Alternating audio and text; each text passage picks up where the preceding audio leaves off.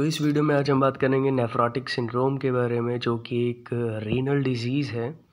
ये जो डिजीज़ है ये 4 कंडीशंस का एक ग्रुप है। ये एक टेट्राड है 4 कंडीशंस का, और वो जो टेट्राड है नेफ्रोटिक सिंड्रोम के वो है protein urea greater than 3.5 grams in 24 hours, dyslipidemia और hypercholesterolemia, hypoalbuminemia and next is peripheral oedema. ये इन 4 कंडीशंस का टेट्राड है। इस नेफ्रोटिक सिंड्रोम के अंदर ये कंडीशंस आती हैं। तो मूविंग ऑन पैथोफिजियोलॉजी, ये आपका नेफ्रॉन है which is the functional unit of your renal system.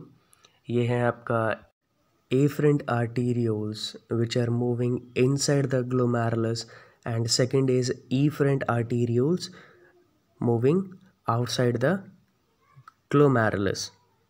These are two, efferent and afferent arterioles, and they make the renal vein. तो नेफ्रोटिक सिंड्रोम में कई रीजंस की वजह से इन्फ्लामेशन और डैमेज स्टार्ट हो जाता है आपके ग्लोमेरुलस के अंदर। ये इन्फ्लामेशन या जो डैमेज है ये कई रीजंस की वजह से हो सकता है, such as any hypertension condition, sclerosis, immune complex, complement protein. Causes कोई भी हो, इनकी वजह से इन्फ्लामेशन स्टार्ट हो जाती है मेनली इन दो सेल्स जो कि प्रोटीन के लॉस को प्रिवेंट करती है। पोडोसाइट सेल्स के अंदर आपका इन्फ्लामेशन हो जाती है, जिनका फंक्शन होता है कि प्रोटीन को इसके अंदर आपके लूप के अंदर मूव नहीं करने देते हैं, वो एक्सपेल आउट नहीं होने देते हैं अपने थ्रू। लेकिन जब इनके अंदर इन्फ्लामेशन होता है तो ये जो प्रोटीन मॉलिक्यूल्स हैं ये आपके ट्यूब्यूल के अंदर मूव करना स्टार्ट कर जाते हैं, और as a result proteinuria, आपके यूरिन में प्रोटीन एक्सपेल आउट होना स्टार्ट हो जाता है, वो भी more than 3.5 grams 24 hours, and characterized by mass proteinuria with और विदाउट हेमेचूरिया। हेमेचूरिया मतलब blood in your urine, along with जब प्रोटीन का लॉस होता है। प्रोटीन क्या है? Protein is a kind of antibodies. जब आपका एंटीबॉडीज़ भी प्रोटीन एक्सपेल आउट होता है, मींस एंटीबॉडीज़ भी आपका एक्सपेल आउट होना स्टार्ट हो जाती है, जिसकी वजह से लॉस ऑफ इम्यूनोग्लोबुलिन स्टार्ट हो जाता है, जिससे आपका जो पेशेंट है उसको कई सारे और इन्फेक्शंस का रिस्क जो है वो बहुत ज़्यादा बढ़ जाता है। मास प्रोटीन यूरिया सच एज आपका इसकी वजह से कंडीशन अराइज होती है हाइपोप्रोटीनीमिया। ब्लड के अंदर जो प्रोटीन का जो लेवल है वो बहुत ही ज़्यादा डिक्रीज़ हो जाता है। Hypoproteinemia means hypo albuminemia. Albumin protein जो है वो एक्सपेल आउट होने जाती है।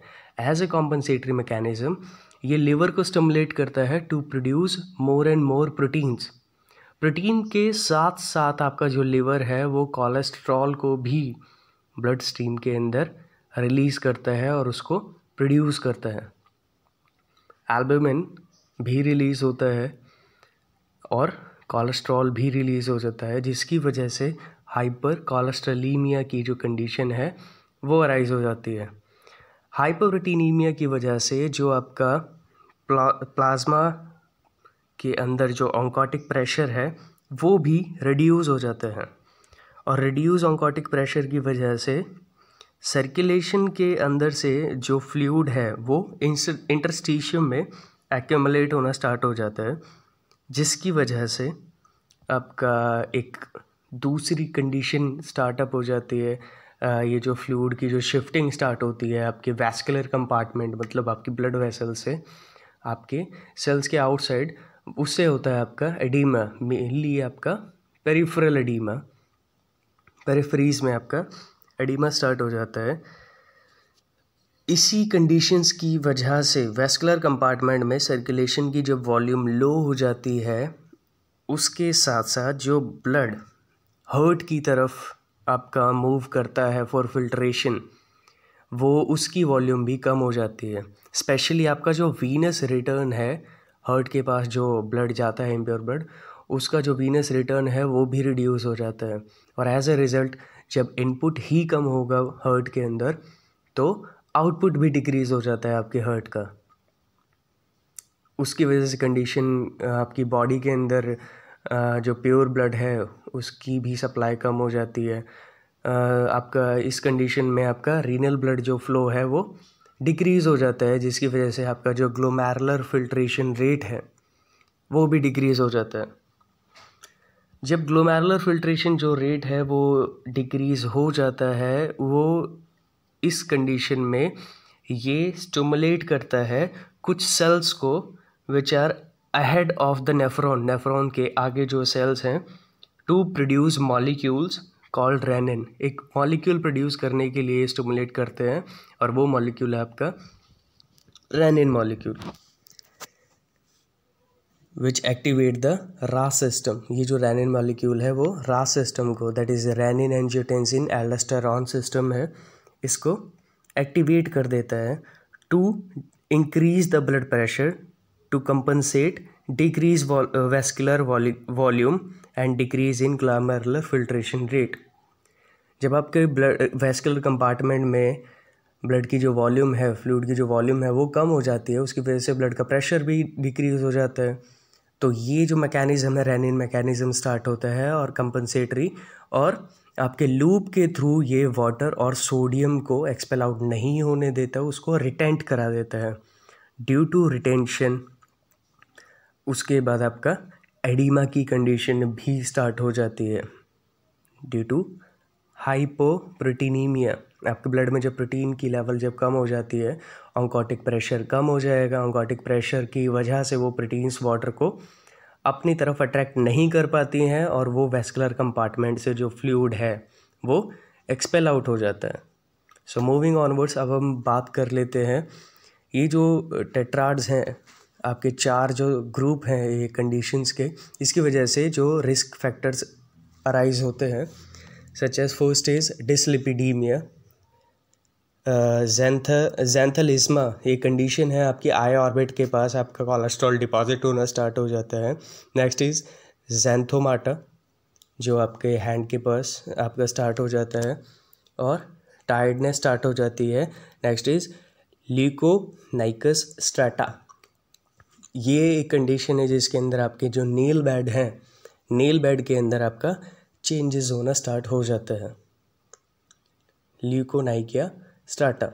इसके साथ साथ जो और भी कंडीशंस अराइज होती हैं वो है आपका पेरी ऑर्बिटल एडीमा, असाइटिस हो जाता है, पेरिफेरल एडीमा स्टार्ट होता है आपका, और ब्रेथलेसनेस भी स्टार्ट हो जाती है due to fluid retention, due to pulmonary oedema या ड्यू टू प्लेरल इफ्यूजन, क्योंकि यहाँ पे भी फ्लूइड एक्यूमुलेट हो जाता है, जिससे आपका जो लंग्स हैं उनमें भी ब्रेथलेसनेस स्टार्ट हो जाती है।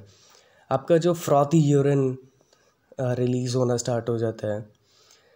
ये हैं आपके सारे के सारे साइन एंड सिम्टम्स जो इस कंडीशंस के अंदर आते हैं। नाउ मूविंग ऑनवर्ड्स, अब इन्वेस्टिगेशन की बात कर लेते हैं। डायग्नोस्टिक इवैल्यूएशंस कौन कौन सी करनी पड़ती है इस कंडीशंस को डायग्नोस करने के लिए। तो जो मेन डायग्नोस्टिक इवैल्यूएशंस हैं नेफ्रोटिक सिंड्रोम को डायग्नोस करने के लिए, वो मेन इन्वेस्टिगेशंस आपका सबसे पहला आता है आपका यूरिन डिपस्टिक। ये आपके यूरिन का एक टेस्ट होता है, यूरिन डिपस्टिक, जिसके अंदर आपके फ्रॉथी यूरिन को चेक करते हैं।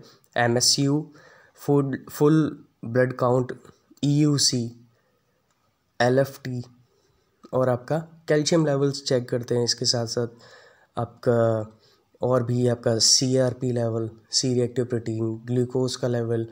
इसके साथ साथ कुछ इम्यून रेस्पॉन्स को भी चेक करना पड़ता है आपका, क्योंकि इम्यूनोग्लोबुलिन प्रोटीन से रिलीज आउट हो रही है आपकी बॉडी से, तो उसे ऑटो इम्यून स्क्रीनिंग करनी पड़ती है, जैसे कि hepatitis B and C, HIV। ये भी सारी कंडीशंस है जो कॉज कर सकती है।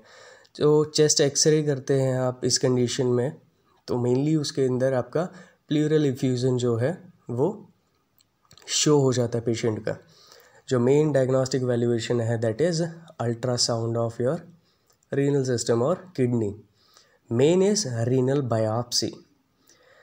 पेशेंट का रीनल बायोप्सी करना पड़ता है टू फाइंड आउट कि किस टाइप का नेफ्रोटिक सिंड्रोम है, क्योंकि गाइस कई सारे टाइप का नेफ्रोटिक सिंड्रोम होता है जो इस वीडियो में अभी हम डिस्कस नहीं कर रहे हैं, सिर्फ पैथोफिजियोलॉजी के बारे में बात कर रहे हैं। तो रीनल बायोप्सी से हम सबसे पहले चेक करते हैं लाइट माइक्रोस्कोपी के थ्रू जनरल चेंजेस आपकी किडनी की, जैसे उसके अंदर शेप में क्या चेंजेस आए हैं, through ultrasonography guided by ultrasound आप नीडल बायोप्सी करते हैं। सेकंड है आपका इम्यूनोफ्लोरेसेंस। इम्यूनोफ्लोरेसेंस भी आपका सेकंड बायोप्सी के थ्रू ये चेक कर सकते हैं आप, एंटीबॉडी इम्यून कॉम्प्लेक्सेस जो हैं उसको चेक करते हो आप। और रीनल बायोप्सी के उस कल्चर के साथ आप एक और चीज़ चेक कर सकते हो, दैट इज़ आपका electron microscopy. That is the main like diagnostic evaluation और टेक्निक। तो इलेक्ट्रॉन माइक्रोस्कोपी के अंदर आप डिटेल जो चेंजेस आते हैं आपके किडनी के अंदर, ग्लोमेरुलस के अंदर, मेम्ब्रेन के ऊपर, वो आप इलेक्ट्रॉन माइक्रोस्कोपी के थ्रू चेक कर सकते हो। So thanks for watching this video.